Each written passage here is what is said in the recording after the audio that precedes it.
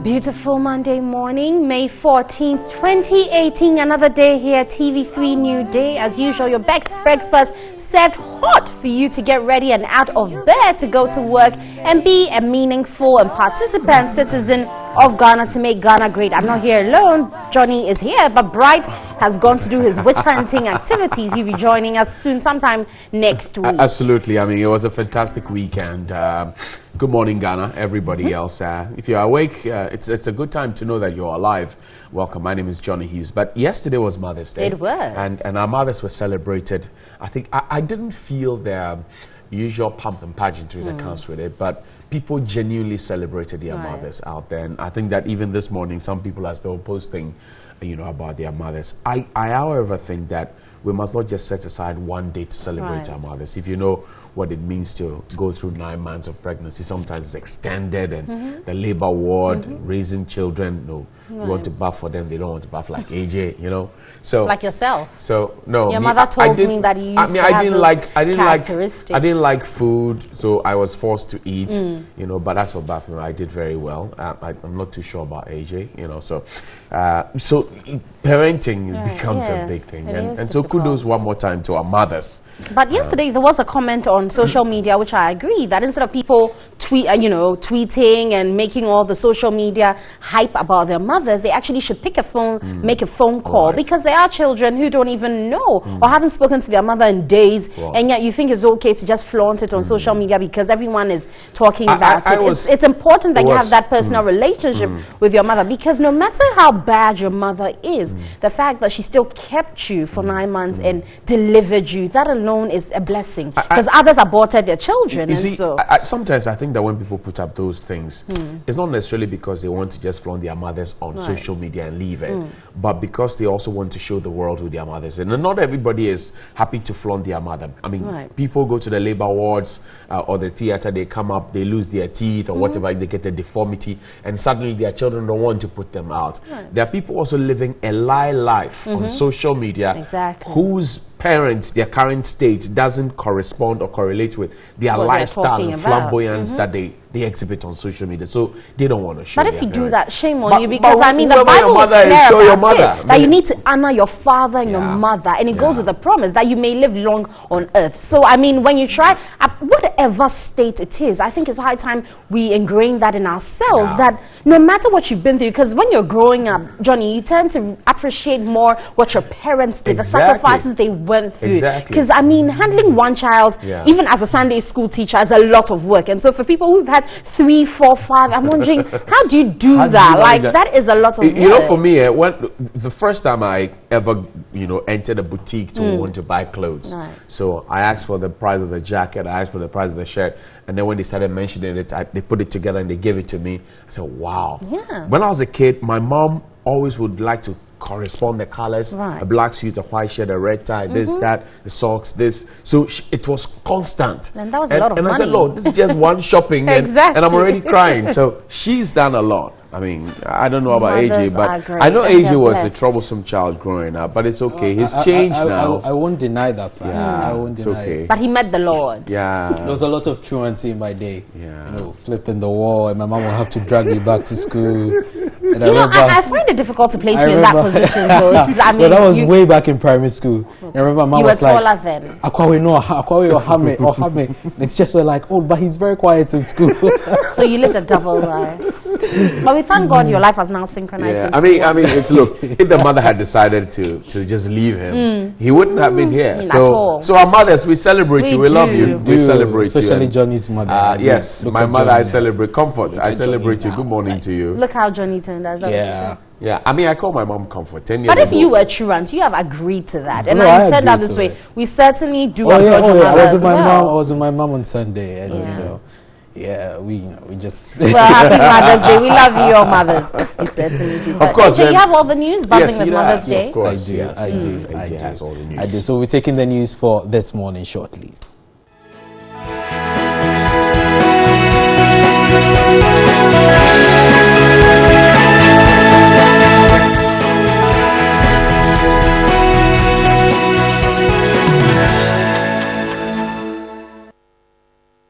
Good morning once again. Let's look at the headlines for this morning. The Accra Metropolitan Assembly has issued some guidelines to ensure peace and security within the city following the announcement on a ban on drumming and noise making in Accra between May 14 and June.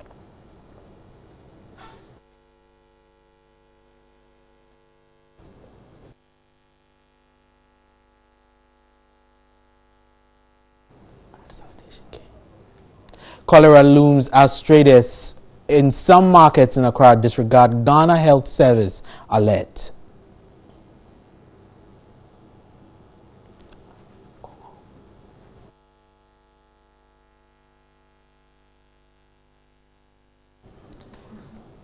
And international news. South Africa takes over direct administration over Northwest Province.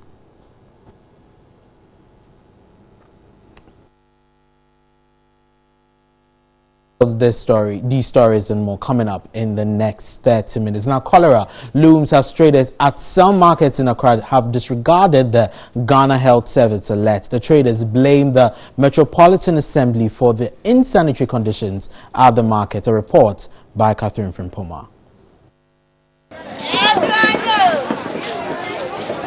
Most markets in Accra are well structured. However, the population of traders by the roadside is huge. It unfortunately remains the preferred choice for many due to the easy access and affordability. Conditions here at the Malamata markets are worrying. In the midst of this very dirty, smelly place, all manner of vegetables, fruits and other commodities are traded. Traders here are not oblivious of the health implications. Our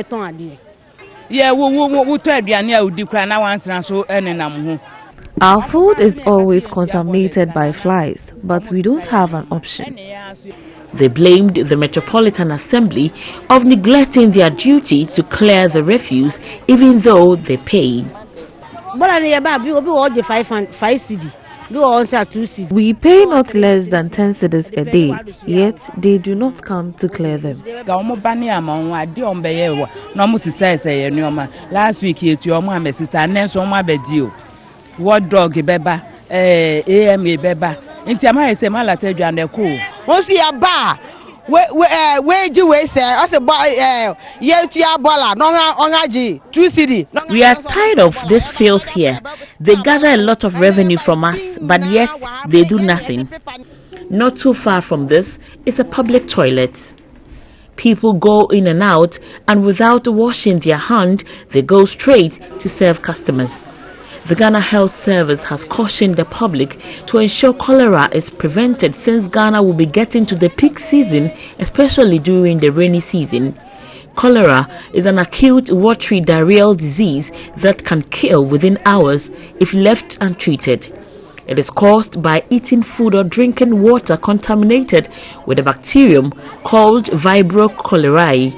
But these women say people eat fruit here immediately after buying without washing them.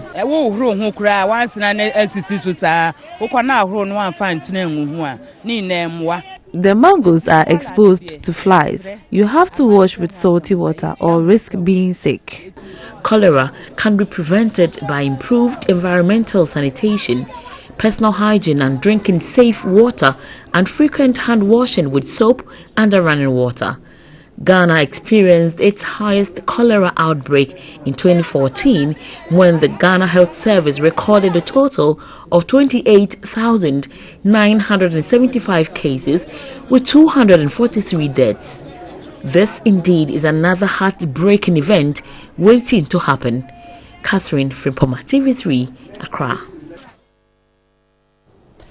Now, 3 persons have lost their lives while more than 1,500 residents in the Ashanti region have been displaced following 6 days of rainfall. About 152 buildings, including schools, have also been destroyed over the period. Here's a report by Benjamin Adu.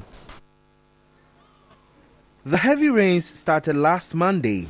2 persons lost their lives at Kwadaso and another person at Dichemso, both in Kumasi. The rains ripped off the roofs of some basic schools, churches and houses in the affected communities. Walls and structures at Kwadaso, Dechemso, Offenso Airport Roundabout area and Kumau collapsed, leaving scores of residents homeless. The rain also exposed the poor drainage in parts of the region. Some major roads were not spared. The Ashanti Regional Director of NADMO, Kwabena Century, requested the support of corporate organizations. Best solution is to embark on demolition so that we might not have affected victims again. You know, that place is a wetland, that is a lowland, and he's putting up a storey burden. And I don't even know if the soil has been tested and the engineers are giving the authority that the burden should be continued. You know, he's now having about a 4-story burden. We don't need to allow such things to go on. He said some of the causes of disaster are human-induced, adding that a meeting with stakeholders would be convened to avert another disaster of such magnitude. We've been educating them for almost 1.5 years now. It seems the education is not getting to the people's ears. A lot of people will be quitting this area, but when it gets up to the dry season, they will all come back and they will be affected and become a victim. Students of the University of Cape Coast are requesting adequate police protection for the university community. They lament being frequently attacked, sometimes even at gunpoint, particularly during examination period. Spencer Kwabena Boateng has more in the following report. This is the center of the new site campus of UCC.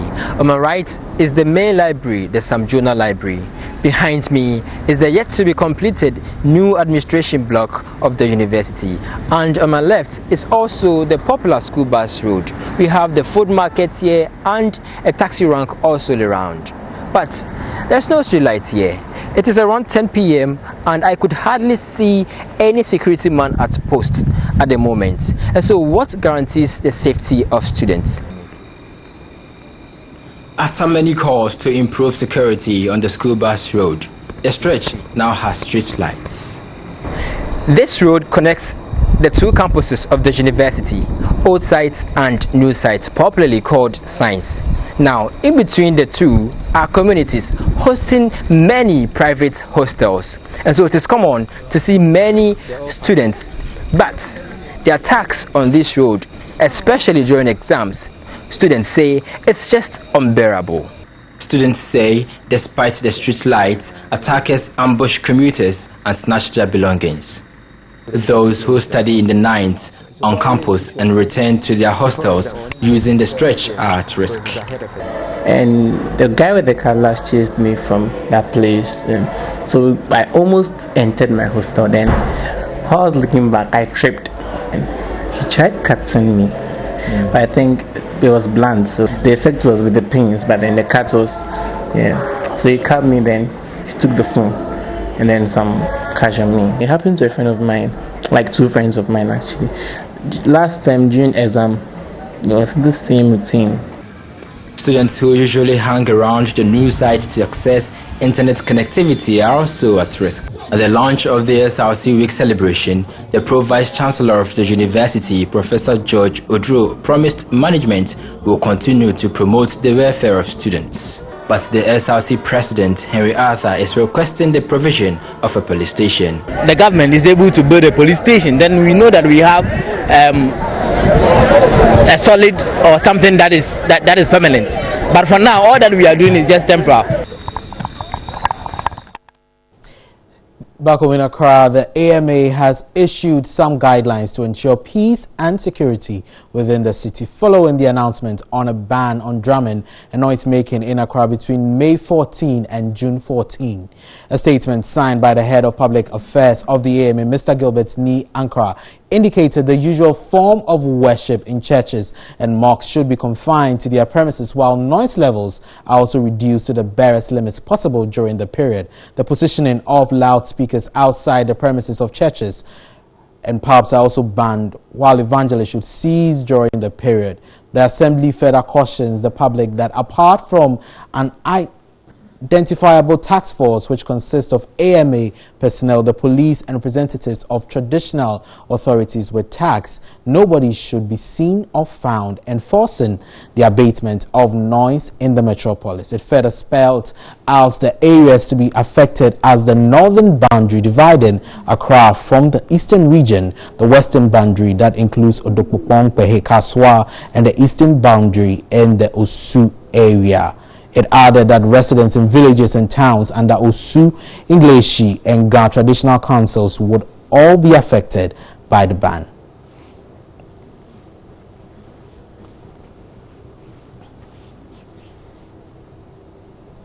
Snake bites top cases involving children at the Evangelical Church of the Ghana Hospital at Pandai in the northern region. Nurses say the trend is due to soaring game activities by pupils. Pandai is one of the successful farming districts in the northern region. Education here is not attractive to most children. This is as a result of the difficulties they have to endure to receive education. For most children, hunting is a priority. With simple tools, they hunt for games. Those who have enrolled in schools sometimes abandon class to go hunting.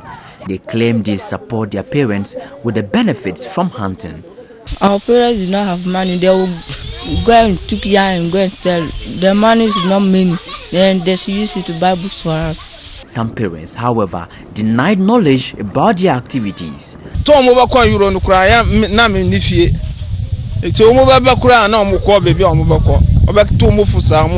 was not at home when the children left for their hunting expedition.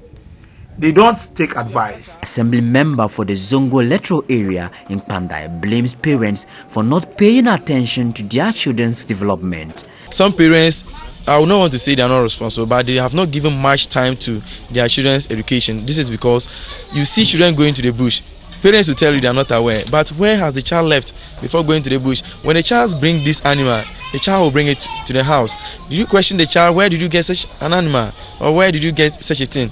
They don't. Child hunters are poor protective clothing, and so they are easily exposed to snake bites. Most of them are bitten by poisonous snakes during their expedition. But this will not deter them.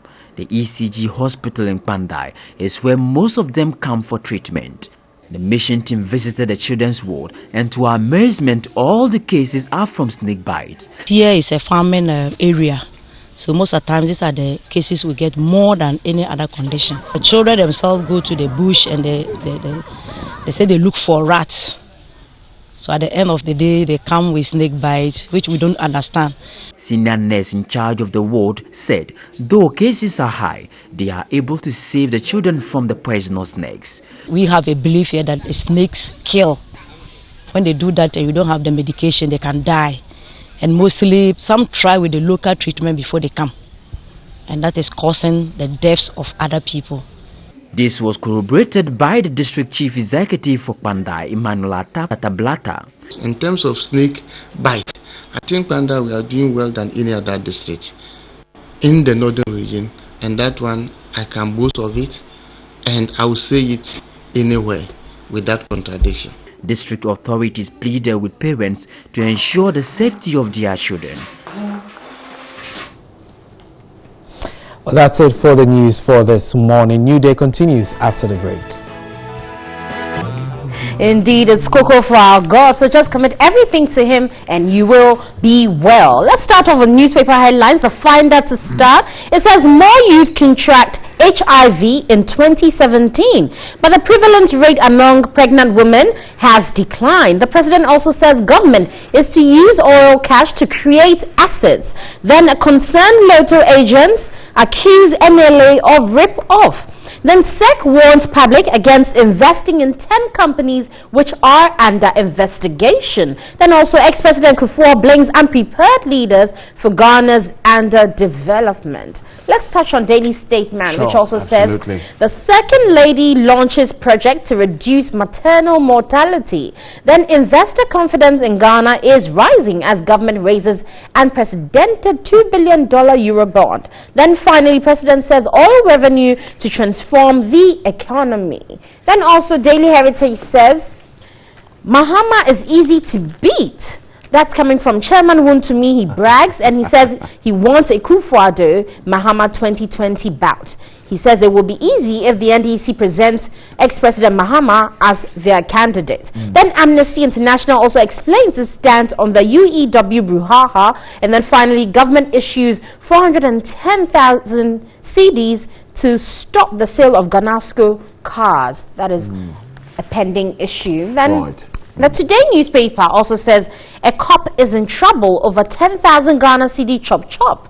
Then First Lady says to mothers to stay healthy and safe. Domahene appeals for the reinstatement of the Deputy Sports Minister. Then also Unity Walk is not part of Dr. Botre's recommendation. That's coming from Dr. Ekosfio Gabra, the NDC flag bearer hopeful. Then the Independent also says when we're not washing our hands well, and so when a country has that much incidence of cholera, it means there's a lot of work to do. Each time the rainy season is about to happen, we have an upsurge of cholera, and nobody is looking at the correlation. Yet in all the districts we have health directorates. No, Jenny, the correlation is clear. It's it's always clear. been known that with any water, so far as the rains, there's flooding, there's going to be that overhaul so if we know, why dirt. do we still leave it? If we know that when it rains and the bola is there, the gutter is there, why do we leave it? Look, why do we create it? That's where even the question starts from. Right from independence up to this point, I'm waiting for somebody to give me an answer why we construct gutters and leave them uncovered. I want to know. Maybe our engineers can help us.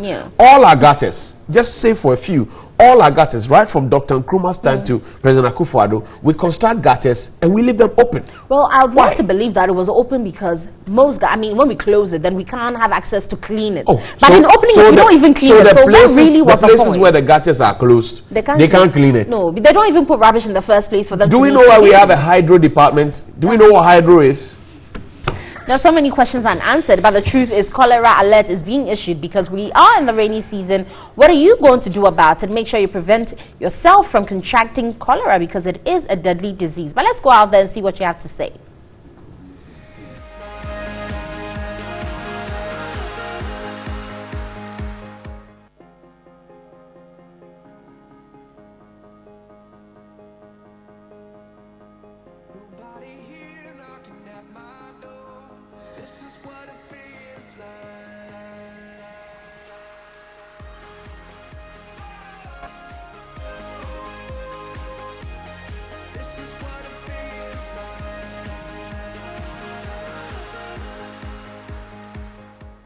The Ghana Health Service has issued an alert over a possible cholera outbreak with the onset of the rains and prevailing risk factors. The public have also been urged to be cautious and adopt preventive measures to avoid contradicting the disease. But looking at conditions like this, it leaves much to be desired. This is Daily Rant. Let's keep talking. This is not new to us. Every year they've been saying these things. But I think that it should be consistent. It should not be something that when the rainy season comes, that's when we hear them saying all these things. I think that sanitation and in this country we have problem with our sanitation system. This is the time that you have diseases, not only cholera but a lot of diseases. Now our refuse are not being collected. When you go to Accra, the business district there's a lot of refuse. You go to what's the name, Medina, the market, you see there are a lot of refuse. They are not collecting them. So I think that this is not new, but it should not be only in rainy season. I think that the education must be at all time.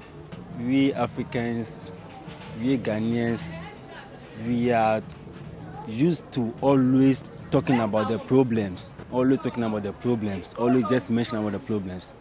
This is an annual thing that's happening always. As soon as the floods start coming, cholera outbreak begins. So we should start drawing a plan, 5 years plan, 2 years plan, so that this will be stopped. We are tired of always just talking about the problems. Always are just discussing the problems. We those living in the slums, always. As soon as floods start coming, hey, you know that Bawam is the cholera outbreak. Our drains are being opened. There's open defecation, poor sanitation. We all know the problems already. So what are we doing? Let's put up a system and fix the problem. Ghana Health Service, next year, by this time, they'll make an alert. Next 2 years, they'll make an alert. We've heard this for my 28 years living in every year. They are announcing. Okay, every year they are giving an alert. And what are you also doing every year? What do you do? What do I do? Yeah. 3 days ago, it rained. In my home, I wake up at dawn to go and ease myself. And I saw my tenants all throwing their rubbish into the gutter. I just told the first person this. And the way I just kept quiet. So I did my part. And I will never do that. Go and check. My refuse dump is full, but I've not dumped it here because where I used to dump it, they've not come and taken. I saw it. Yeah, you saw it.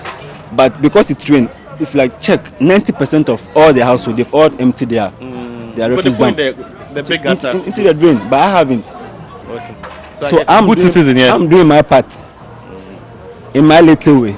Until we change our mind, still, as for the alert, it will be coming every year until we change our mind.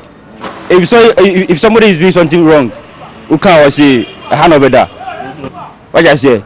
So until we change our dream, alert me there, it will be coming every year. Politicians are more what we use system and structures. You put in place here, a flood in a beba, cholera in a beba, bibia beba. So, you know, if you go to this, coastal areas, you still see people, practicing open defecation. And even in Bole, I was told the only facility there is in a deplorable state. So open defecation is the only thing they do there.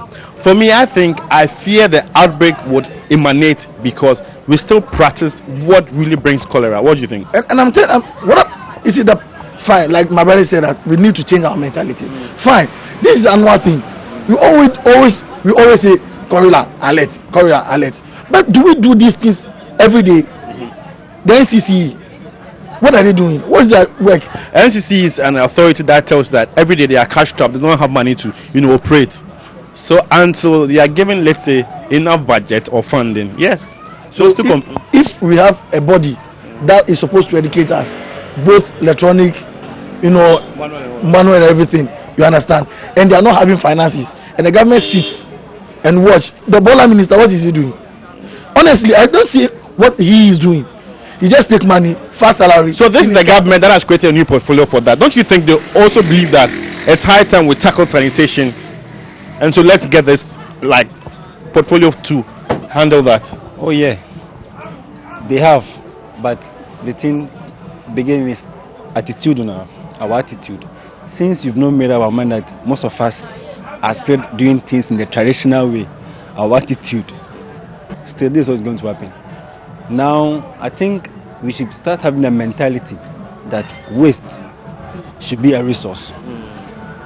If you start having a mentality that waste should be a resource, because when you look at the Western world, even though they are far ahead of us, but if you see how they've tackled their waste system, how they've changed it to making money, where are the investors, those that have money, where are they going into entertainment, pushing all the money into sports? Meanwhile, field resource that can be changed to money, we're not doing it. Unless some countries are even importing waste. Some countries are importing waste, and we are here. Still, even how to change our phases to biogas and the rest, we are not doing all that. By why responsibility? Say, if the Bola containers, Yeah, I think it's under AMA. Say, I'm making sure. Say, yeah, all the. So someone is not doing something right. Because it is their responsibility. So, okay, yeah, someone is not doing something right. But I think we should also know, say, can't government. We are all part of government. So if maybe you say Mrs. Abora, what are you also doing? Well, you see, we alert them. You may alert them, but even if you alert them, still someone is not doing something right. See, we sit here and they say where we dump our refuse the people say, oh, this the where we dump our refuse, the refuse is too much, so they need another site to go and do. So are we serious as a nation? But even when we dispose our refuse, anytime we need to change it. We don't have a system that will even sort our refuse out. You understand? And this pure water sachet thing, honestly, I don't see the reason why. You see, we are clueless when it comes to waste. Okay. Honestly, the government is clueless, and as a people, we don't know what to do with waste. Okay. I know the Ghana Health Service has also urged with the public to adopt measures that will make sure we don't contradict the disease. What do you think are some of the things you would want there to share with the public? Yeah. We those living in the slums there, we are used to it, but since they are health hazard, we should try and stop it. Where we sell our food in front of drains. Yes, maybe I think maybe our environment here, if you the rough and the eventual because what roadside mostly so the only thing you do is if you are going to eat, make sure you wash your hand well. So make sure say the place you are going to buy the food is very clean. But you are not as human. Nobody tells you how to work, how to have sex. Yeah, sure. You understand? You know it when you are growing up. But the point is that we know ourselves that this is what we are supposed to do to keep our environment or keep us from what? From getting sick or stuff like that. My problem is that if the government, unless we have a sanitation court, do you have a sanitation court? Yes. They prosecute people who perpetrate this offense. You see, how many times you hear that somebody has been prosecuted because of 15 people have been arrested for open defecation, yes. 15 people? Only 15 people? 50. For how long have you heard? How long? When last time I say actually? I don't make us see Achiomo. They may Achiomo. See, the 15. See, first, our mothers, they used to, my mother calls them Tangasi, which is town council. See, my mother said, when you hear them coming, you put your ball on you put something on your bed. You treat your baller like he's a visitor. So I wish, because some of us we had the opportunity to witness those things. Tankers. So I wish, I don't have a bag like the way it is first. Yes. This can create some employment. You understand? Absorb the people. Let them go about. Scatter them in our public. So maybe the Nation Builders Squad can tackle that, because I know there are like 7 modules there. Fine. And so maybe if they add this, they add the town council thing too, will be fine. Let them go around. Speak to. We don't have beans. Litter beans. We don't have. How many houses have litter beans? I know some beans were distributed, and trust me, I went to some homes. Those beans, they were using to store water. Wow, look. But that's why I said until we change our mentality. This is not about attitude. This is about what? Pure financial matters. You understand? Attitude also counts. You know that when this thing happened, people came into our house, our homes, they wrote our names that they are coming to give us beans. Up to now, I have not seen my bean. Honestly, where is the bean? So the next time I drink pure water or I buy something on the roadside, I just put it in the gutter. Until we change our ways and adopt preventive measures, the Ghana Health Service alert over a potential cholera outbreak will surely surface. Let's know what you also think watching home. Just log on to our social media platforms. On Facebook, it's News on TV3, and on Twitter, it's a News TV3. We came to you from Nima here at Accra. Thanks for watching and have a good morning.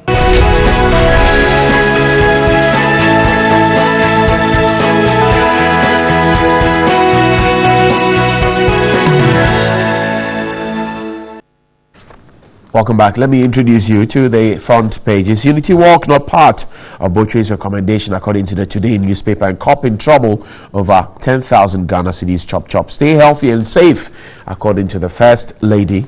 She's saying this to mothers. And reinstate Deputy Sports Minister Domahine appeals. The Independent says government will create assets from oil revenues, according to President Akufo-Addo, and act responsibly. Stay healthy and safe. First Lady to mothers. The Finder says more all youth contract HIV in 2017, but prevalence rate, pregnant women declined. Government to use oil cash to create assets, according to the president. And Kufuor blames unprepared leaders for Ghana's underdevelopment. SEC warns public against investing in 10 companies under investigation. The Daily Heritage this morning says, Mahama easy to beat.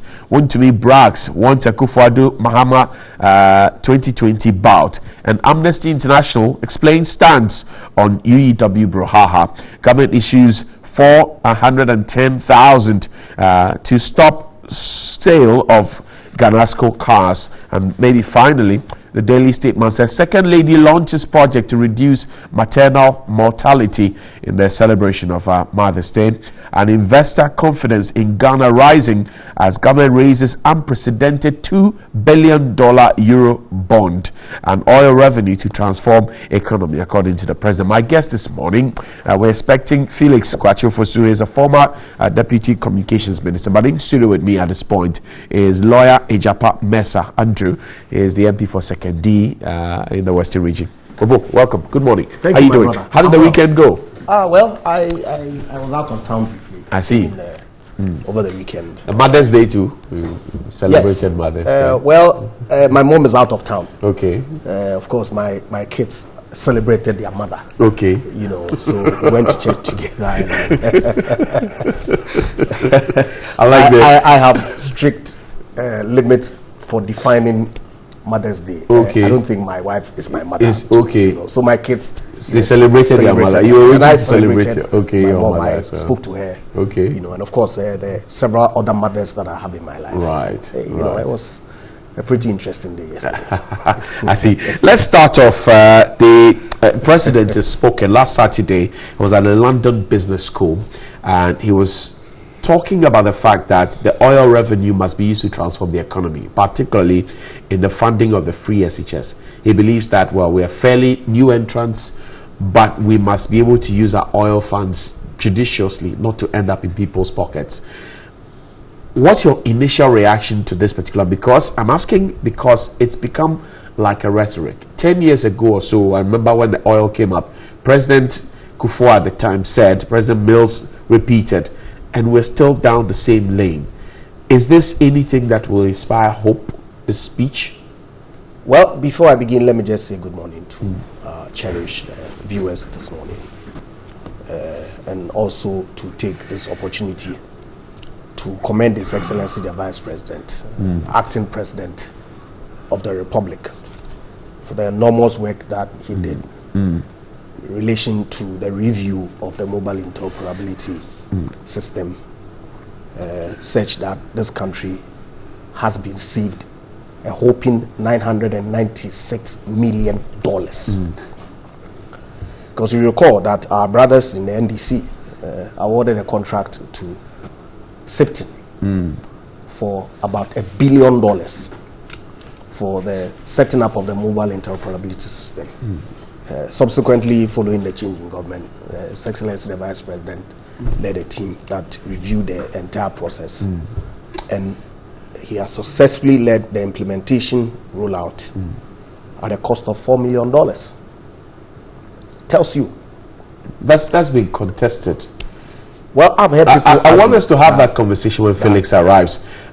So let's kickstart what the president said. When Felix arrives, we'll set the tone for that conversation. So you can raise your issues, he raises the issues, and then we can respond appropriately. Very to well. it. Right. It will be very, very useful for the benefit of our viewers this morning. Right.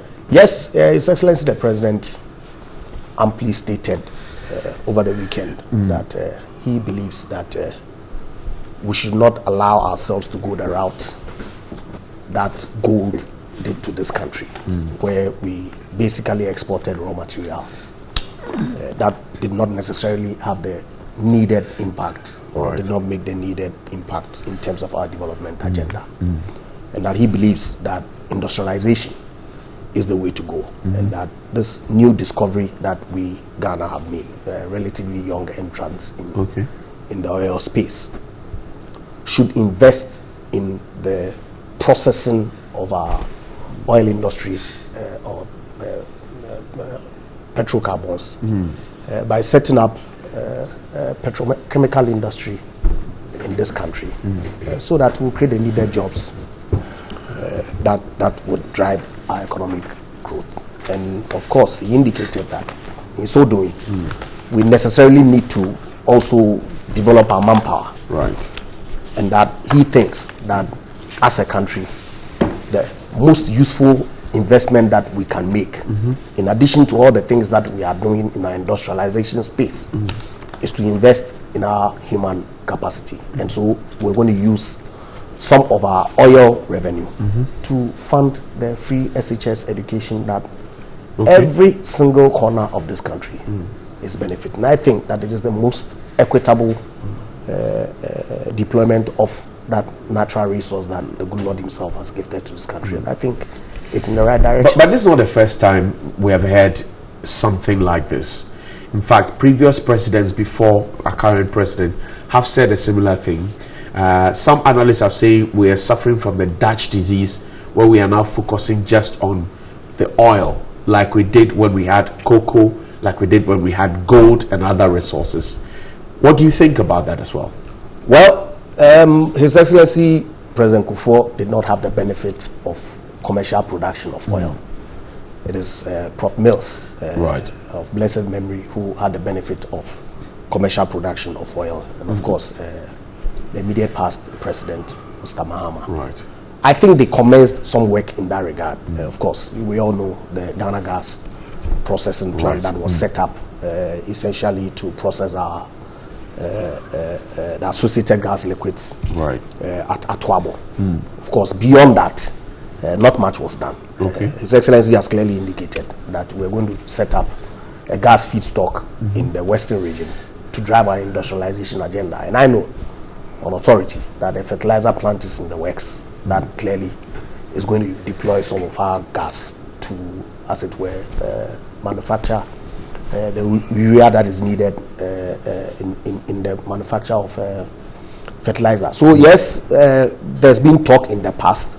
Some action has been taken, not significant, but clearly this is a government that is intended on walking the talk. And so I have every confidence that what His Excellency the President communicated over the weekend is something that will see the light of day before his tenure ends in 2020. In the interest of funding free SHS, you know that at the time when free SHS was about to be rolled out last year in September, the Heritage Fund came up. The Heritage Fund will be a residue of our oil revenue, which is stored in trust for future generations. Now we're getting a double of the numbers that are already there in free SHS, because one system is ended. Once we begin the new term, we'll have double, maybe 900,000 more adding on. So that will be some 1.8 or so. What's the plan? Do we know in terms of the utilization of the oil fund or revenue to fund the free SHS? What's the plan? Do we know? Well, I have always wondered why people question the government's ability to fund the program. Are the concerns not genuine where in terms of the delivery of the cash? I don't think so. You see, there being a few bottlenecks. Johnny, we manage a pot of resources. The people have voted for a government to, as it were, based on a manifesto promise to utilize the resources that the people have given to the government in a certain manner. Okay.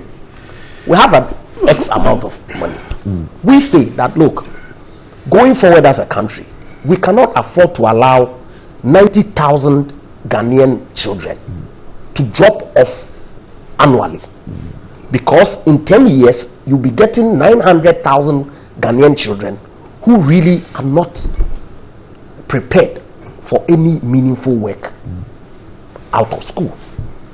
So we will deploy part of the resources out of the X to educate those people to at least SHS 3. Is there a resource there? Why is the resource not there? What's the component of the free SHS from our total revenue in 2017? So I'm up to 5%. So it's essentially what the government chooses to do. One will choose to engage Sitcom for a $1 billion contract that ends up being done for $4 million. Another says, look, I would rather educate the children of this country. You say it cannot be done. I just don't get it.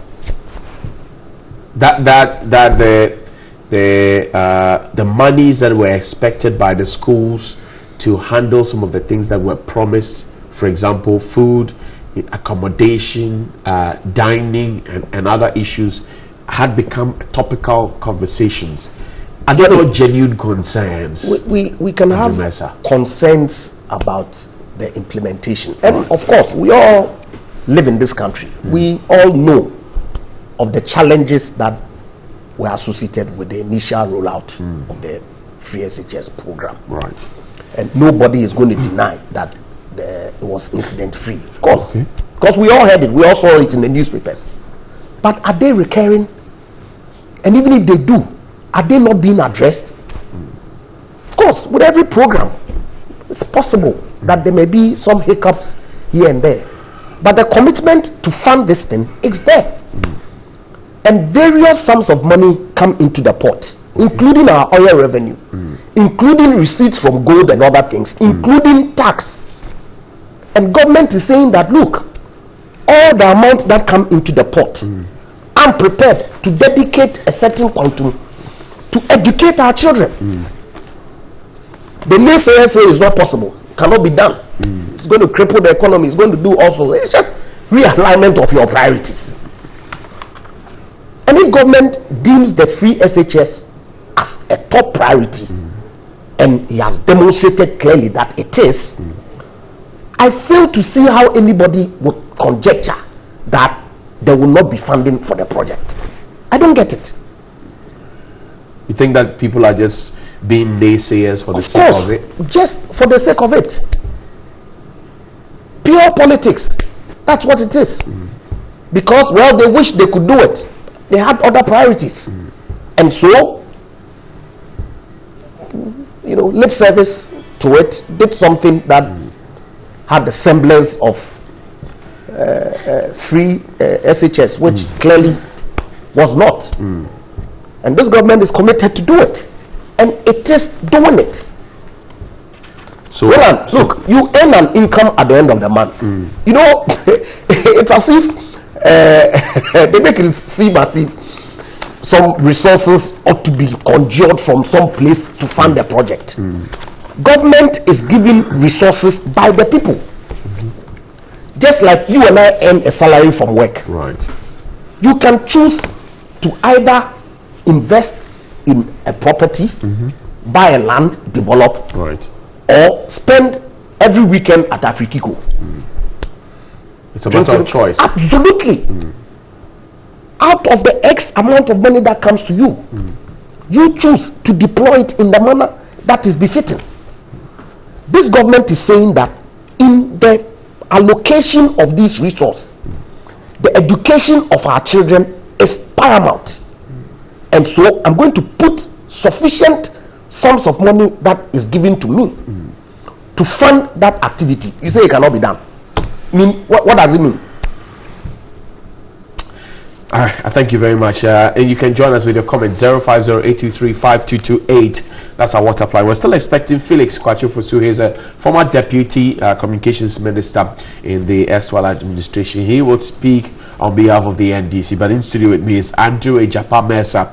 He is with the NPP. He's the second D MP on behalf of the NPP. Now, the former President Rawlings says the NDC is in disarray. It cannot win power in 2020. Is talking, and I want to tie that in with a front page of one of the papers where Mr. Ekosio Gabra is quoted as saying, or today's newspaper, that the unity walk is not part of the Professor Botwe recommendation. So the former President Jerry Rawlings, page 3 of the Daily Guide, says former President Rawlings has fired another salvo, insisting that even if the opposition National Democratic Congress is keen on the New Patriotic Party government on its keeping on the New Patriotic Party government on its toes, it's failing woefully to put its house in order ahead of the 2020 general elections and beyond. Mr. Rawlings said recent happenings in the NDC are showing that the party he founded is heavily divided, and until they solve their differences, they can't win power. According to him, the party is not unified, not in touch with the grassroots, and it did not inspire confidence in the electorate during the run-up to the last elections, and called on the party to re-embrace its core values of truth, integrity, probity, and accountability. I get worried when I hear things like this because why are you a member of the NDC? No, because we are more than a year away from the next election. Yeah, and it looks as if the elections have come up too quickly. For example, look on the front page of the Daily Heritage as well. Wuntumi says Mahama is easy to beat, and I get worried when I hear some of these things. It looks as if we're jumping the gun, and we're always in a campaign mode, really. Well, I guess that the saying goes that the next election commences immediately after the one that's just held. I mean, I've always seen the NDC as being in campaign mode from 7th January 2017. They have seen the MPP in similar light. Yeah, and I'm not saying it's bad. Yeah, it's what they choose to do with their time, really. Is their own business. Okay. With respect to what the former president Rawlings is saying, I mean, he is a member of the party. He, in fact, is the founder of the party, according to them. And if he is that in doubt, his foundership, is it in doubt? Well, per my understanding of the Constitution and the political parties law, one individual cannot found a political party. Okay, I hear but you. They say that he's their founder. But the party is not for you. But that's what I'm saying. They, I cannot speak for them. Right. And it's, not in doubt that that is the mantra that they've always carried around. Right. The description that has been given to him. He's the founder of their party. Wrap up for me. Let me introduce Felix. So if he himself is indicating clearly that their party is in disarray and that there's a lot of disunity in spite of the so-called unity work that they are organizing across the country, I mean, I fail to see how that in itself helps their cause, because we are told in this country, when we had the issues with Mr. Foko and Kwabena Japan and co, kinds of things that they threw at us, they were the most unified party that had ever existed on planet Earth. Yet, immediately after the loss of they losing the election, they embark on unity work across the country. Unify a party that is already united goes on unity work. So it's not surprising that you hear comments like the one coming from my own brother, Ekospi Ugabra, that this unity work is not part of the Butche report recommendations. Is it hurting the party? The numbers come out. For me, they come out to support. It shows that the party is strong. Indeed, is it not? They can tickle themselves if they think that the numbers that they see at their unity works is an indication of their electoral chances in 2020. That's up to them. Thank you. Felix Kwatiofosu is a former deputy minister for communications. Good morning, my brother. Felix, good morning. Good morning. How are you doing? Let me red shirt you have there. Thank you. You want to take a bite quickly on that one? Yes. Let me apologize for my uncharacteristic lateness. I misjudged the traffic situation. I know you're always exactly. Yeah. First of all, I'm not too sure what it is that we are on about here. Look, there's hardly any human organization in which you will not find disagreements. I would be very surprised if there's any organization in this world, any institution that is populated by human beings that has not got differences in opinion. I am sure that even in your production team this morning, you disagreed on one thing or the other. Of course, we always about do. How to produce this program and how to present it. Absolutely. So for me, that is not an issue. But anybody who thinks that the NDC is such a divided entity will be deluding himself. And I'm also surprised that my brother, Honorable Mercer, So what's the purpose of the unity walks then? No, but I think that we've explained time without number. Okay. That look, we lost an election.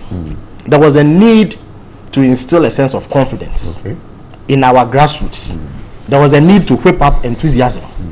And by all means, because of the loss, out of pain and disappointment, there were bound to be, if you like, disagreements and tiffs between various members of the party. You recall that immediately after the Kwesi Botwe Committee report was released, the Council of Elders of the party embarked on a healing tour. Absolutely. They traveled the length and breadth of this country to speak to groups and individuals who had one grievance or the other. Right. That has been done. Indeed, it is a reason why when we go on these walks, people come out in the enthusiastic fashion that they do. Okay. Again, we have. He says that's just tickling yourself. But how is it tickling ourselves and laughing? Why? They who descended into bloodshed didn't tickle themselves and laugh. They still won elections by the biggest margin that they have ever recorded. On this very program, we discussed at length how the MPP party had been torn asunder by violence. People died, at least 2 people died in the melee that ensued because of disagreements in their party. Their party headquarters became the staging post of violent confrontations. That has not happened in the NDC. We have not recorded incidents like that in the NDC. And people say that we should count ourselves as a divided party. That is going nowhere. This is from no mean person. You see, it does not matter who is saying it. The objective reality must persist. The facts must be spoken to. So the founder is wrong? Look, the NDC is made up of millions of supporters. But this is the founder of I'm the party. saying that it is not out of place for people to share opinions that do not necessarily reflect. You see, Johnny, stop boasting about the founder. In 2011, the founder's wife contested the sitting president for the very first time in her history. She lost by a miserable 97%. You understand the point I'm making? So it is not the first time that there will be disagreements in a political party. It's not the first time that sections of the party will believe that things ought to be done a certain way. And if we've lived in this country all this while and we've seen these examples of the past, we've seen the recent example of the MPP. So what are we on about? Look, we all have of the basics. I'm saying probity, accountability, integrity. Look, rhetoric, okay, is free. Anybody can say what they want in a political party. But the collective interests of the group must bind everybody. And so everything we do must be geared towards advancing the cause of the party. So people within the party, whether they are founders or members or ordinary supporters or leading figures, have the right to comment and make their views known about the party. That in itself does not mean that the party is in disarray or is in tatters. I belong to the party too, so I'm aware that at various levels of the party, things are being done to ensure reorganization. We just finished with our branch elections. As I speak to you, nomination forms have been picked by various individuals who have expressed interest in contesting the constituency positions available in the party. When that is done, we'll move on to regional elections, then national executive elections. Then we will elect a flag bearer by close of this year. And then we'll be in pole position to contest but your constitution says, and rest it. Your party constitution says when you are in opposition, you do that election of flag bearer. That is correct. 2 years ahead. That is correct. So you are behind schedule. No, we are not. We are not. The 2 years will elapse on December 31st, 2017. I'm aware that plans are underway to ensure that we meet that obligation as stated in our. Let's talk about the president. He was at the London School of Business, and he was talking about the oil resources and how it should be used, industrialization and everything. I'm sure you heard about it. Free SHS was topical in that particular matter. I remember when the project was about to be kickstarted, the Heritage Fund was mentioned, some 3.5 billion. You raised a red flag about it. The process has been fraught with some difficulty. Your party has consistently said that they are going about it in a wrong way. The president says he's optimistic that this is the right way to go. What do you say? You see, rhetoric again. And when people speak like that, you ought to examine the numbers. That is how you find out whether they are telling the truth or not. What it simply means is that up to date, they are not able to look for, if you like, a sustainable source of funding for this program. They have implemented a program that has a huge financial outlay. Last year alone, or better still, this year alone, if you look at the budget statement that the Minister of Finance presented, they need something in the region of 1.6 billion Ghana cedis to finance just the first years who are currently under the program.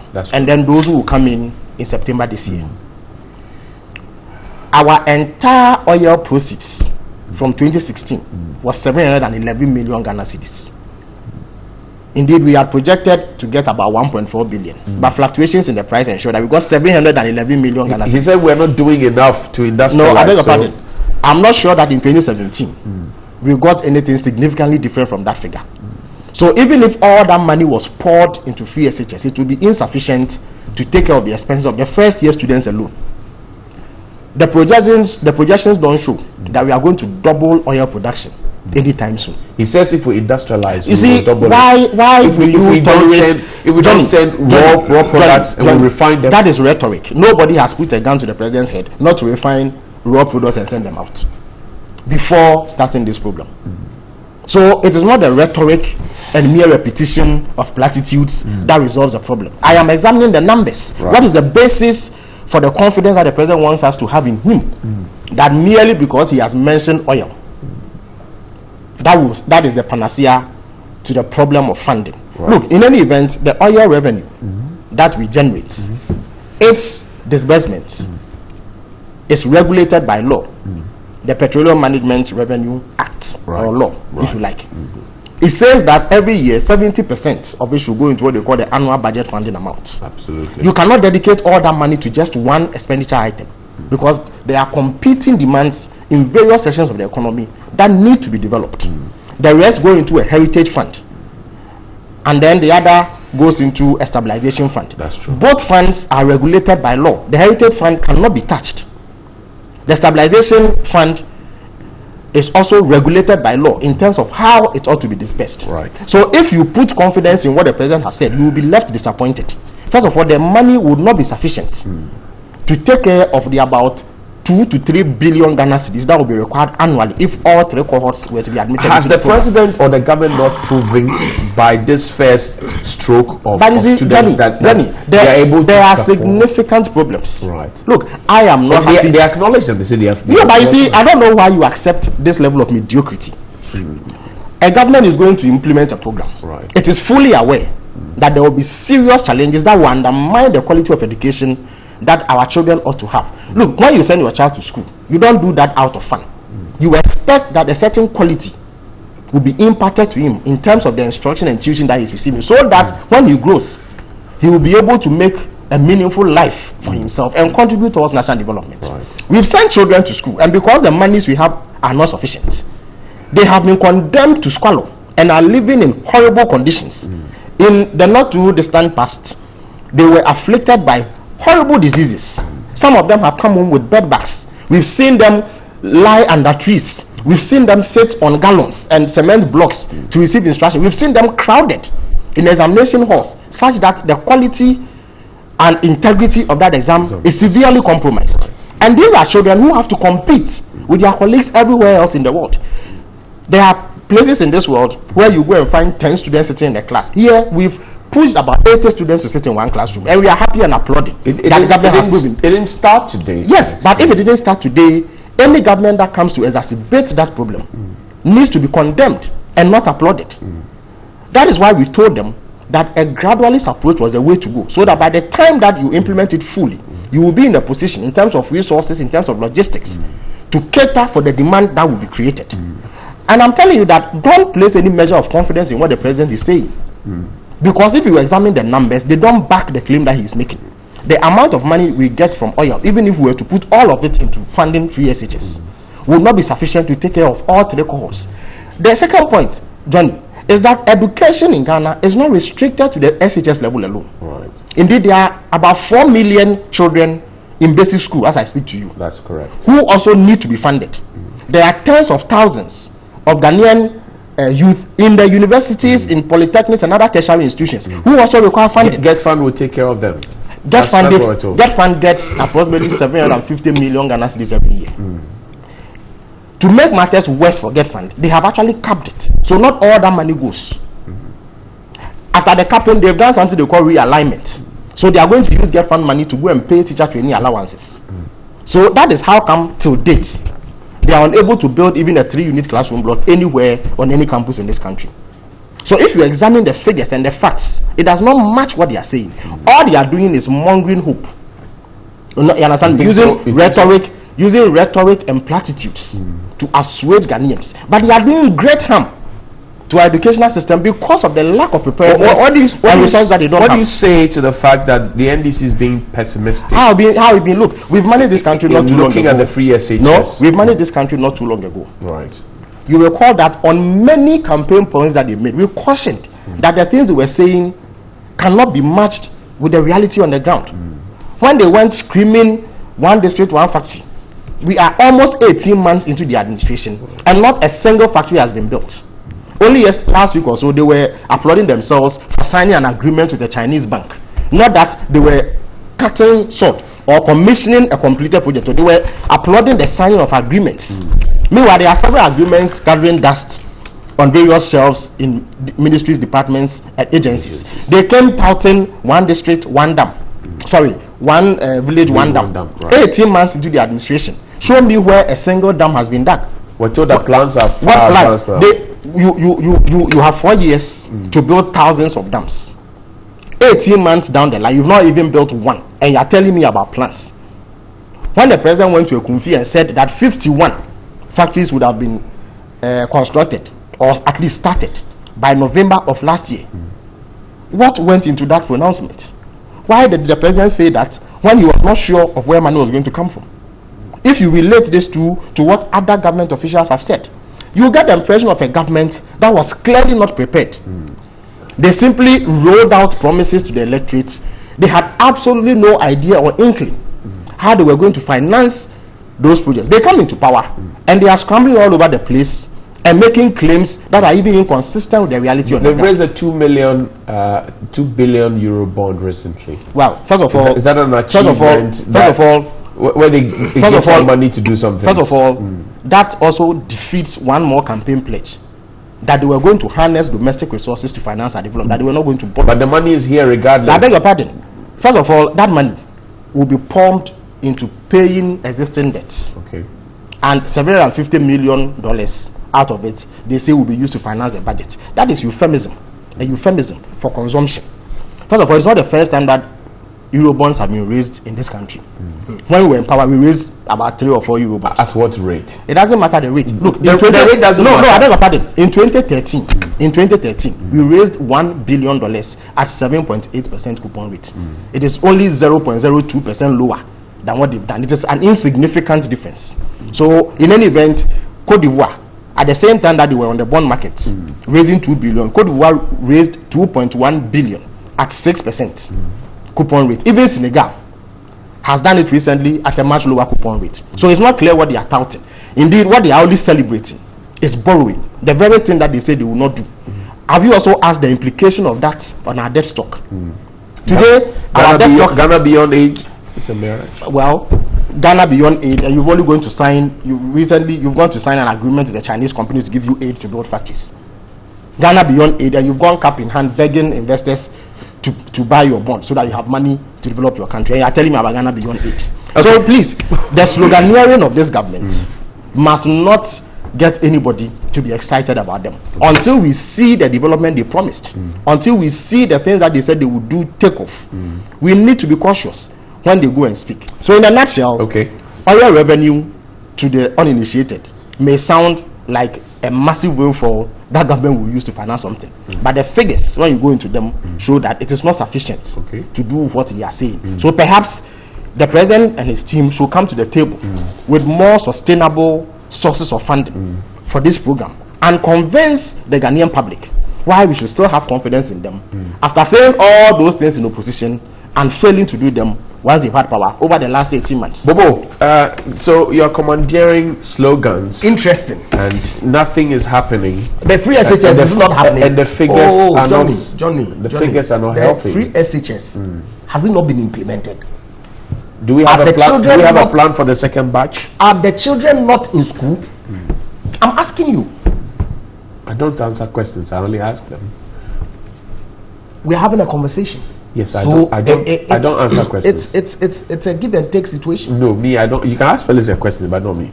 You see, when we say that naysayers, okay, he's demonstrated it clearly. Now, I hear people talk of quality, that the implementation of the free SHS is going to impact on quality. Is that not true?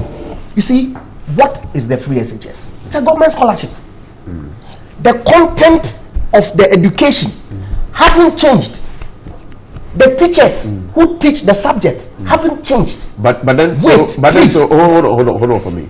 But then so if the children will have to use a dining hall as a classroom, they arrange the chairs to eat, they finish, they clean up the place, and then they go back to sit, they would have lost some contact hours. That's quality. You see, gone down. When we use outliers, extreme situations to condemn the policy, that's the kind of things that we want to sell to the Ghanaian people. But look, Johnny, 90,000 more, 90,000 more is what has created the so-called doom that he painted here. 90,000 more who would ordinarily have dropped off, who based on the implementation of this program have had to stay in school, is the additional number that is creating the doomsday for Ghana's education. I don't get it. His concerns genuine. Do they sound genuine to you? No, you tell me. They are not. It says look at the figures. You see, and then you know that that's what I'm saying. That you see, yes, there are challenges. We've had issues with infrastructure in our educational space for the longest. But is the alternative to keep them out or get the program running and solve some of the problems as we go along? You see, he says the president is only speaking rhetoric. Earlier on, before he came, I indicated to you that, look, government has a pot that is contained of X amount. You choose how you deploy those resources. And he says all that resource put together is not able to fund the thing. Total government revenue is 700 million. All what you earn from oil, you can fund it with it. I don't have a problem. Because in the natural fact, you have to even make some deductions for some other sectors. I don't. You see, Johnny, you don't seem to get the argument. No, you tell me. Those are. I'm just putting the questions that he raised. Total government revenue per year includes taxes, right? Revenue from our resources, including oil. It will come into a pot that the Minister of Finance does a budget on and deploy those funds based on the budget. And JHS or free SHS is costing X amount. You say we can't fund it. But that because the president had made reference to use of some of the oil proceeds to fund the free SHS, that means he's speaking rhetoric. I don't get it. We have X amount of money. Total revenue for 2017, I believe, was about 42 billion. So if free SHS cost us 1.7, this country cannot afford to pay for that from the 40 or 42. So let them tickle themselves, like I said. But the people who are benefiting from the program, who leave my constituency and go to school every day, go and ask them. So the president is what? Speaking rhetoric, and he's not aware that the people of Ghana are going to feel whether he's actually executing the promise or not. Is that what they are saying? Look, you say we go and beg the Chinese to come and give us money to do what? Is it free? It's a commercial transaction. But you said you won't borrow. Who said we won't borrow? The vice president. He did not say so. What did he say? Look, the vice president was clear that reckless borrowing, like they were doing, of course, there's money in this country. So why go out then under the mantra of Ghana beyond aid? This Chinese contract that was signed, okay,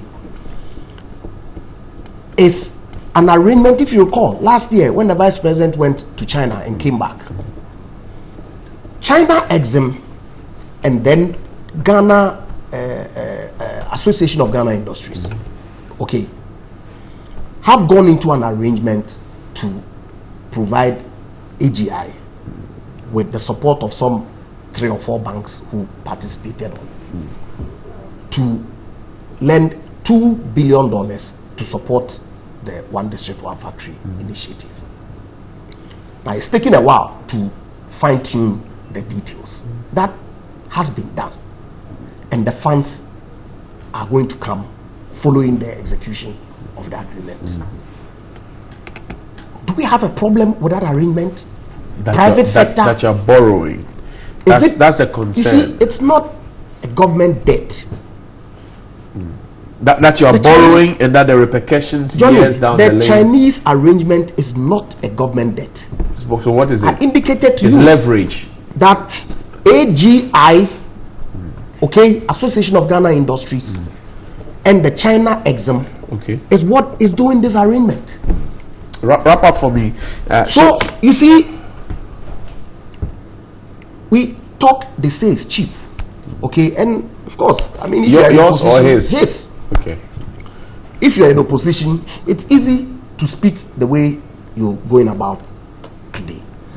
But the fact still remains that, for instance, this Euro bond that was contracted only last week. So there's no news. What do you mean by it's no news? It's been done before. Absolutely. So it's no news. And so we shouldn't inform the people of Ghana that we've gone to contract an Euro bond. You're touting it as an billion. achievement. It says it's no news. Why is it being touted as an achievement? We're saying that the cost at which we borrow is significantly lower than what we've done in the past. There are country risk profile that is associated with every country. So at the time that you went to borrow at 9.25, other countries were doing less. Okay. So if we've done 7.2 and we are informing the people of Ghana that, look, in spite of all the challenges that our economy has experienced in the past, this bond that we issued was oversubscribed by 3 times.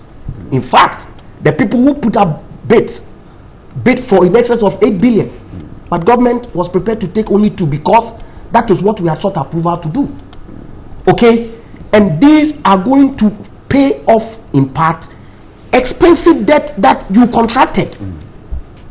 Now, if we do not reprofile those expensive debts that you contracted, what it means was that over and above the 40% that we use annually to service the debt, we're going to use more.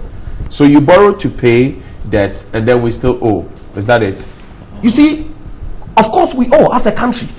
Our debt cannot be repaid in 1 year or 18 months.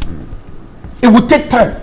They have maturing time frames associated with all the facilities that we contract. Okay, I thank you. But you see, when you are managing an economy, and I'm glad that he says, oh, Johnny, it's important that he says that they just left government only a few months ago. And we all living in this country experience the nature with which they manage this economy.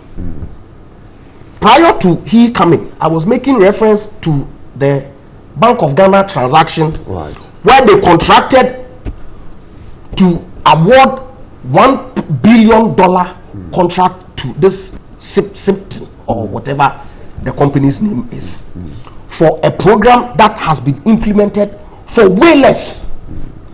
I've heard some of them argue that what has been done that cost $4 million is only $4 million is only phase 1, and that phase 2 and 3 are going to be rolled out. Now, if phase 1 cost $4 million, let's just say that the 3 phases even cost $100 million, and there's no way that any of the rollout of the additional phases is going to exceed that amount. In fact, nowhere close to even $100 million. How do you know that? Clear. A huge chunk of the work has been done in phase 1. Okay. What is outstanding are only minor additions. Right. There was a tweet earlier by Gabi Ochedak, which says one government signs a contract just before leaving office for a mobile money integration system for $1.2 billion. A new government comes in, scandalized, reviews the whole thing, finds a basis to undo it, and gets the same thing done for $4.5 million.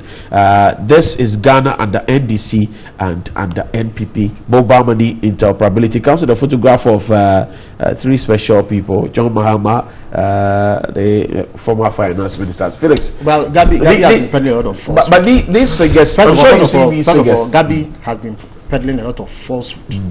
You know, let's not look at Gabi. Yeah, no. You mentioned Gabi's name. I don't know why you want to absorb him. No.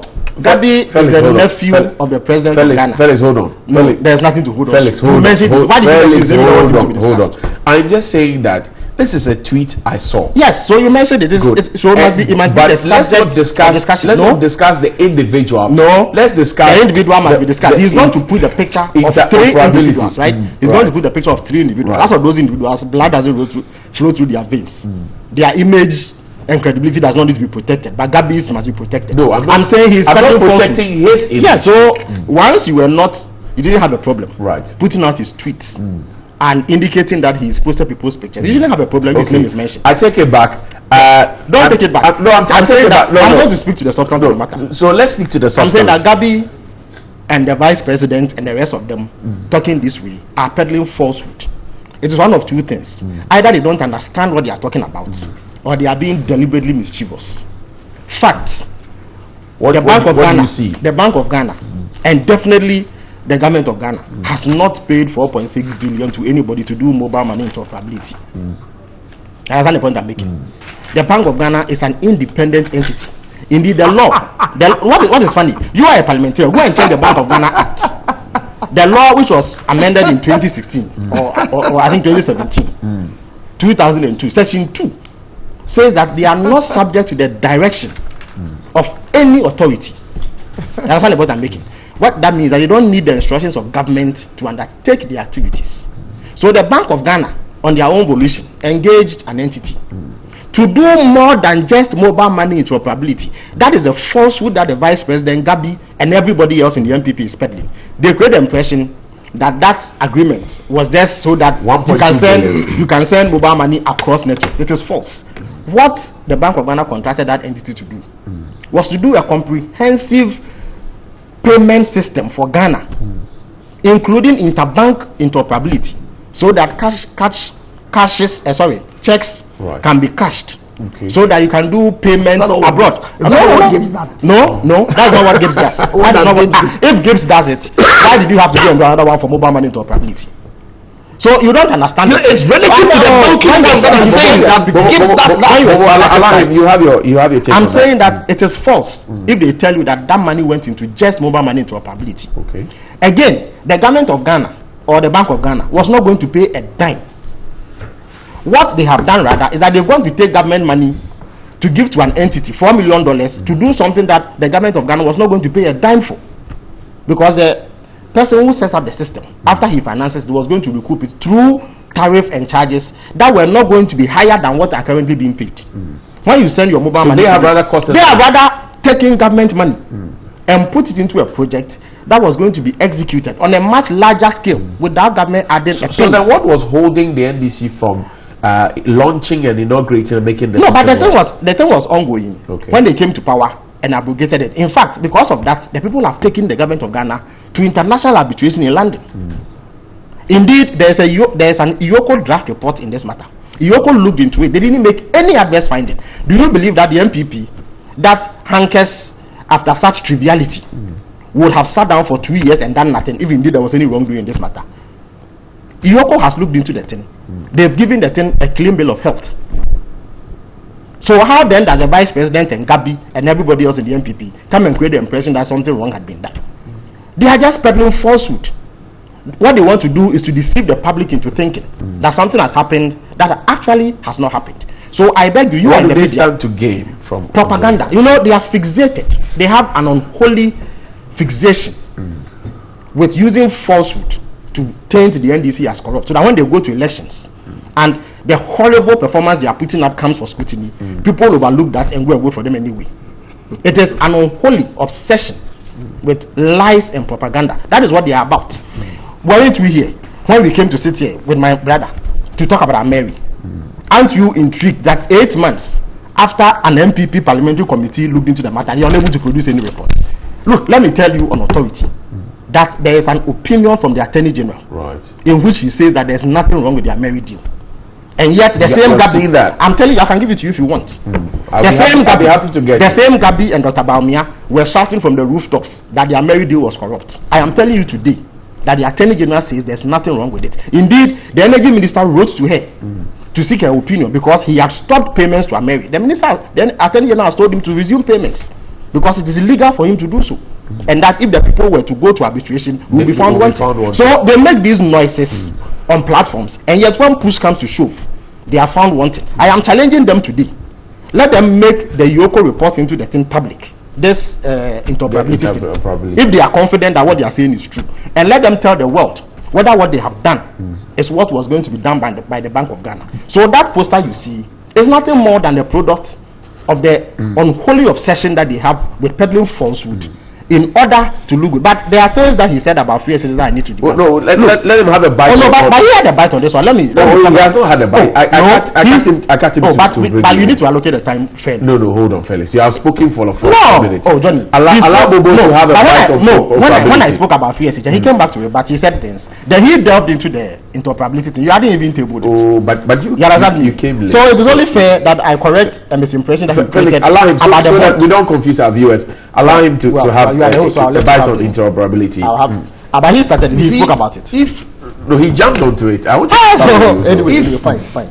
We make statements that some persons are fixated on some unholy fixation. But that is what it is. Otherwise, why do you bring President Mohammed's picture? Allow him to. In what way is he related to this? That is what it is. And they are paying people at the Plaza House to put out these falsehoods. Allow him. Yes, Felix, and it must be spoken. Bank of Ghana is an independent entity. Is that not fact? And that they went to engage a private company to do this. Bank of Ghana doesn't report to anybody. They don't. But you did the act. You are a parliamentarian. You passed the law. You see, no. Then you need to question. Please, let me. Is it factual that the Bank of Ghana are independent or not? No, but that's not in doubt. So what is he on about? What is he saying then? You see, Bobo, is it not a fact that a contract was awarded to this entity for $1.2 billion? He says that was not the only thing they're doing. Let's take it one after the other. First of all, they said it was $4.6 billion initially. Now they have revised it. That's CD. No, that was the first allegation. That was the first allegation you made. Now you've recalled because you've been found out. But we all live in this country. We heard of this thing in 2016. Why are you saying that? But you know what out to say. Time is up. People in this country. Thank you very much. It is not the contract that is in question. So what is in question are your claims about the contract. The fact that there's a contract doesn't mean that one is saying. Thank you very much, gentlemen, for your time. Felix Kwachiofosu is a former Deputy Minister for Communications and he speaks on behalf of the NDC. He's been our guest this morning, and Andrew Ejapamesa is a lawyer and the MPP's MP for 2nd D in the Western Region. Live John. Gentlemen, I thank you for your Monday morning. I'm grateful. We'll be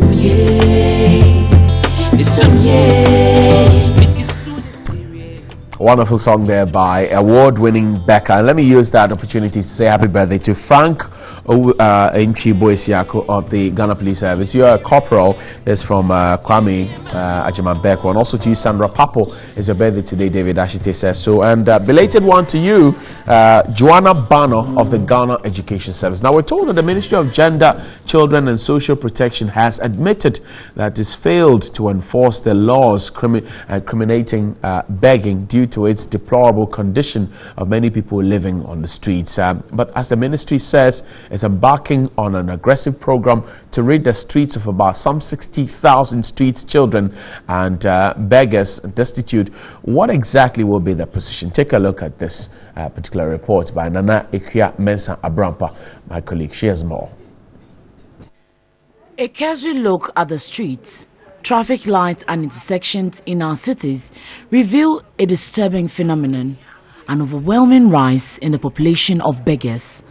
Whether you are a road user or an observer, you cannot help but notice the gradual but steady increase in the numbers.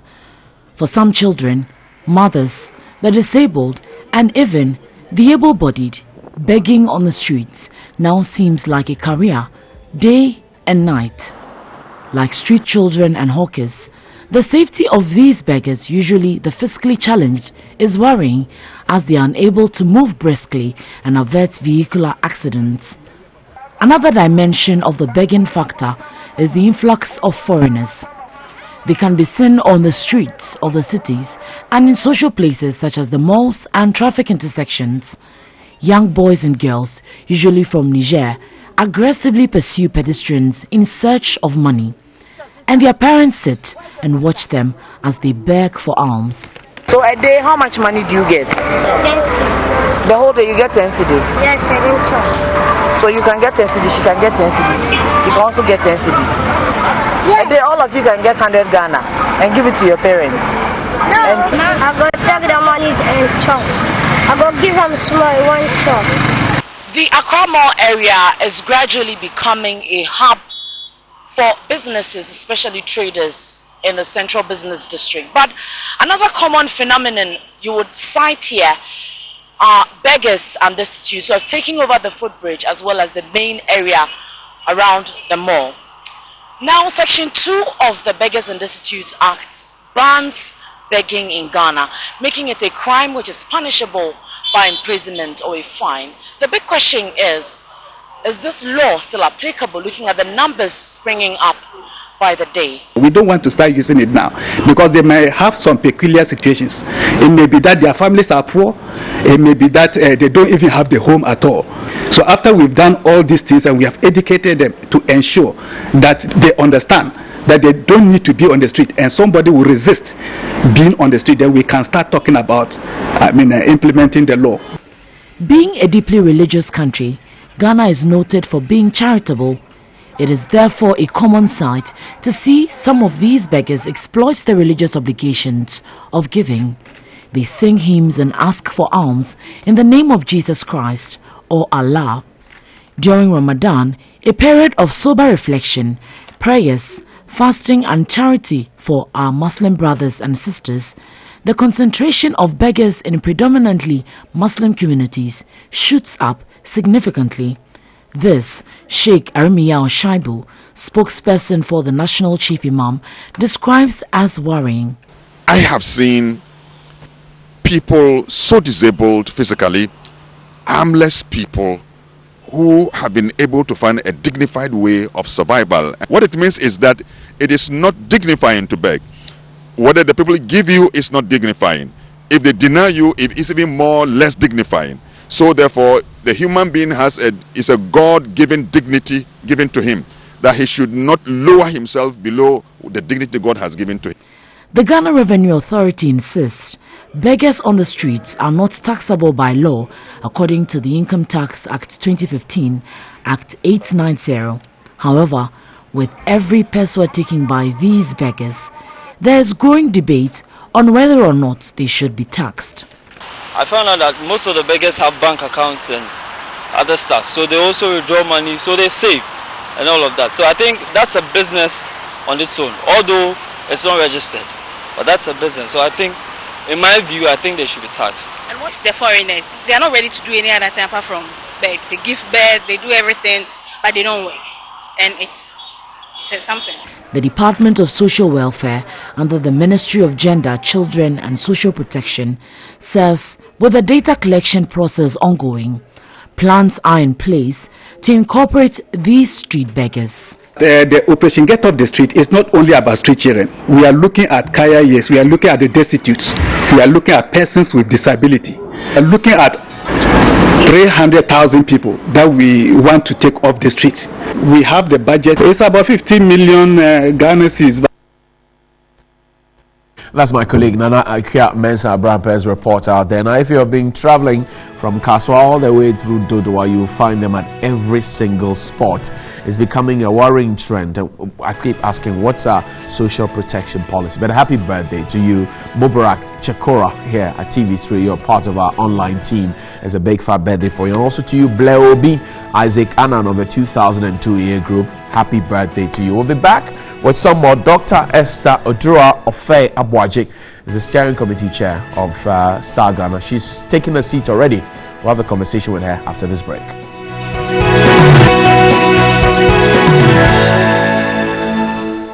Let's have an exclusive with the steering committee chairperson of Star Ghana, Dr. Esther Odura Ofe Abuajik, whose birthday was last Friday. Yesterday was Mother's Day, and she's joined us here. Happy Mother's Day. Happy birthday belated to you. Doc, how are you doing? I'm doing very well. Thank you very much. How is your work as a steering committee chair? Is it difficult? It is demanding. It's demanding because there are people who have vested trust in you. People who expect you to be able to look after the interests of the people of Ghana. Right. And that, for me, is an onerous responsibility because you have to be able to give of your best. You have to be able to be accountable to them. You have to be able to demonstrate that you've put their best interests forward. Right. And so the steering committee in Star Ghana too has a more engaged role. Right. We have to scrutinize every document, every agreement, every call, and every proposal with greater diligence. We have to be able to see how we are carrying the legacy of Star forward, so that we can say to ourselves and to the people of Ghana that we've given it our all. So it's a responsibility we do not take lightly. And the kinds of people who are on the steering committee are people who have given a lot to Ghana and are still interested in giving a lot to Ghana. You chair a committee of 11, 2 parliamentarians, 6 prominent Ghanaians. Civil society has 2 reps. You have 1 from the private sector. You have a rep from the funders committee. They come to the table with diverse experiences and all of that, expectations. How do you manage that? How do you captain that ship? It's a very, very, very good question you ask. And I came to this position with enormous trepidation and concern. I see. I took over from no less a person than Professor Akila Kwasoya. And those are enormous shoes to fill. Exactly. And like you said, these are very distinguished people with lots of mileage. So they have to be treated with respect. And they have to be treated with regard and accommodation because they are also very busy people. But they do make time to do this work so that you realize that they've come with enormous sacrifice, you know, for bringing this to the table. I don't know if you know who they are. No, you tell me. I should. Okay. Well. Right. We have people like Professor Odriga Jeko on it. School of Communication Studies. Yes, indeed. We have lawyer Akutrampao on it. That's right. We also have Professor Agnes Apusiga, UDS. Yes. We also have Mrs. Adelaide Ado-Fenning on it. In Parliament, we have the Honourable Member for Whole West, Kwasi Bejra. I think you remember him from chairing government assurances. Absolutely. And then we also have, from the NGO front, we have Francis from Voice Ghana. We have Peter Yaro. He's representing the strategic NGOs, the big NGOs. I think he comes from Basic Needs. So these are some of the people on steering committee. The funders committee is represented by David Nick Lee. So, I mean, with a few members I've mentioned, I mean, you can see the caliber of people. The wealth of experience that the wealth of experience. What has been your assessment of Star Ghana 2? So you give out cash, you give specifics for media organizations and other partners to handle. Have you been satisfied with it? What's your assessment so far? Star Ghana 2, we think, has done a lot of very hard work. Star Ghana 2 is different from Star Ghana 1 in that we have elaborated the kind of support that we give to Ghanaian civil society, in the sense that beyond grant making, we also provide technical support to CSOs and NGOs that require it. Okay. We also encourage learning as part of our approach. Indeed, we call our approach the 3 C's and L approach. The 3 C's are convening, catalyzing, and coordinating. Okay. Now, the L is the learning. So I think TV3 was part, or is a media partner of ours. Absolutely. So recently, we were involved in what we call the Jesse Learning. We put out a call for gender equality and social inclusion, so the parties that have been involved in it, we get together, share experiences, learn, and put the lessons in the public domain, so that we don't continue reinventing the wheel. Right. And where advocacy has been initiated, we build up on it to have a stronger voice. So there is that dimension of it beyond the grant making and the technical support as is provided. We also provide opportunities for networking. That's what we call, the convening. We bring people around we convene, provide a platform for people to talk about topical issues. Anybody or any entity that has issues with discussing, we lend our support to it. For instance, the discussions around Galamsey and so on, we were critical in helping to galvanize it. And then we coordinate in the sense that if TV3 is doing something wonderful, and other media partners or other entities could pick up from it, we pull these like-minded entities together and keep that that discussion going. So these are some of the things that we do. Finally, we want to be able to sustain the gains of Star 1 and Star 2. And therefore, we're hoping to have the Star entity transit into a Ghanaian setup, a Ghanaian entity, more in the line of a public trust. But our consultations are almost done, and we've done all of the legwork. We are putting in the mechanisms and structures to sustain the efforts. Interesting. So Parliament is on the committee, yes, because they're able to do, if you will, a key accountability institution, which they are. Yes. In terms of Star Ghana 2, TV3 has done a lot of stories about education and health, particularly in the north. What has Parliament's role been in trying to fix these problems that are highlighted by TV3's report? Very good. Parliament is a key partner of ours. We work with the leadership of Parliament, but we also work with 4 committees of Parliament. We're exploring opportunities to do further work with Parliament. But the 4 committees include the Education Committee, the Health Committee, the Local Government Committee, and the Gender, Women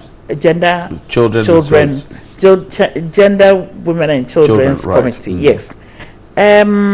Because of that, this year the approach we have adopted is I want to be able to provide opportunities for our media and CSO partners to convene with Parliament, the parliamentary select committees, on the issues that have been identified, to be able to move Parliament forward on that.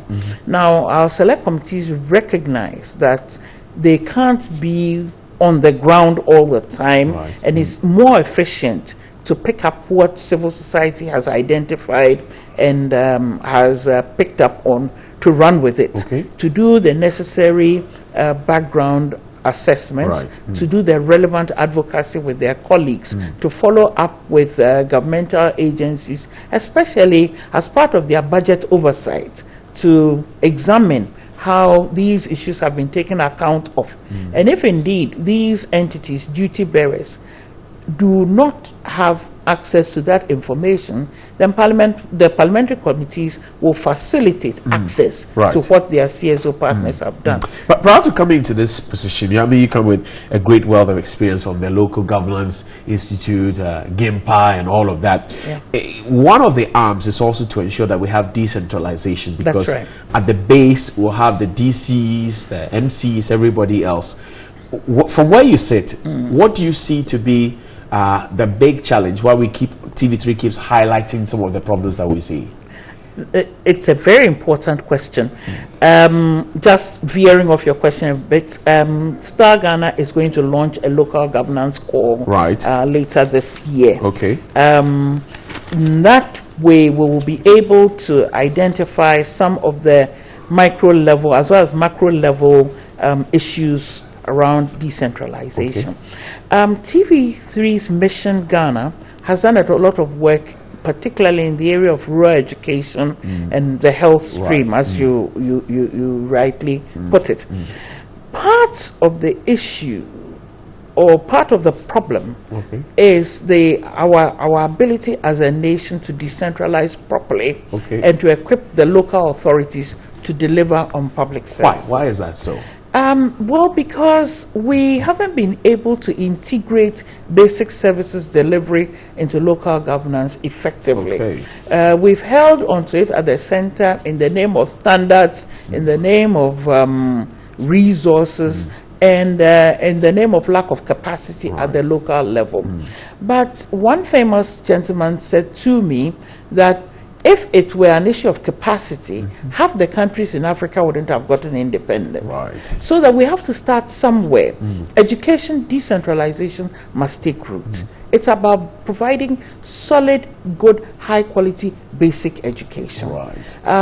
Looking at providing primary health care that is responsive to and responsible to the citizenry at the local level is also essential. We have to marshal all the political will that we have to push these programs through, because it's about the citizenry, and education and health and other basic services are interlinked. They are mutually reinforcing. And we need to be able to evolve solutions that respond to the local circumstances, as well as pull on the local resources, involving parents at the local level. It's their children. So you're solving the problems. Initiatives are being run, and the problems keep multiplying. Does it break your heart? What burden does it put on you as chairman of the steering committee, Star Ghana? The major burden it puts on my heart is that there is so much still left to do. So much still left to do. For instance, if you live in Accra, around the Dansman area, you go to Glefe, you go to the base, those areas, Mpoase area, and you look at the children there and you say, these are Ghanaian children with the same rights as my children. That means that there's still a lot of work to be done. And it appears we are not talking to each other enough. We're not coordinating efforts enough. Where something good has been done, it remains an island of excellence. We are not upscaling pilots. We are not sustaining the efforts that we've begun. And some of these things bother me. Finally, how have you seen the work of TV3 in Star Ghana? I am so proud of TV3 as a media partner. I mean, the work that they've done, and like I was telling you earlier, the education stream has really impressed me. They've gone down to the ground, they've unearthed issues, the pictures are so poignant, they brings the issues to your doorstep. You are in that classroom with those children, or that lack of classroom with those children. And we are enormously proud with the advocacy effort that you've done. Dr. Esther Oduor-Afe Aboagye, thank you very much. And I wish you all the best as you move on. I'm very proud of you. And that's how the cookie crumbles today, Monday, the 14th of May. Know that the ban on drumming and noise making is in full force until 14th of June. Stay on the right side of the law. Happy birthday to you, Mubarak Chikoro of our online team, and also to you, Blair B. Isaac, and on 2002 year group. Plus, Joanna Bano, a belated happy birthday to you, and to Corporal Frank Entry of the CID headquarters, a belated one to you. Enjoy your day, make it count, win, win, win. I'll see you tomorrow.